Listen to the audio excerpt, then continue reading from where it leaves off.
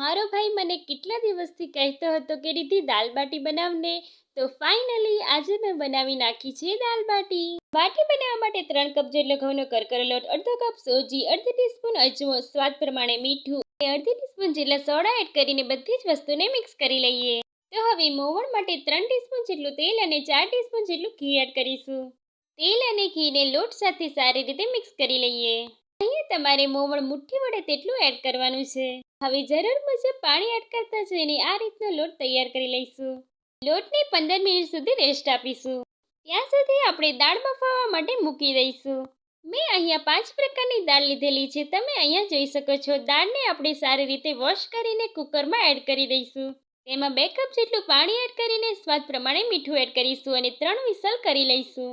તો હવે 15 મિનિટ બાદ લોટમાંથી થોડો ભાગ લઈને આ રીતની બાટી તૈયાર કરી લઈશું.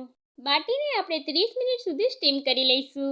ગેસની ફ્લેમ સ્લો જ રાખવાની છે. દાળના વઘાર માટે 3 ટીસ્પૂન જેટલું ઘી એડ કરીશું.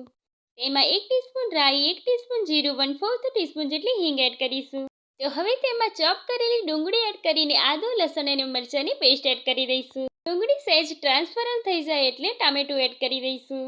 તો હવે તેમાં 1 ટીસ્પૂન ધાણા જીરું અને 1 ટીસ્પૂન જેટલું કાશ્મીરી લાલ મરચું એડ કરીશું. હવે દાળ એડ કરી દઈશું.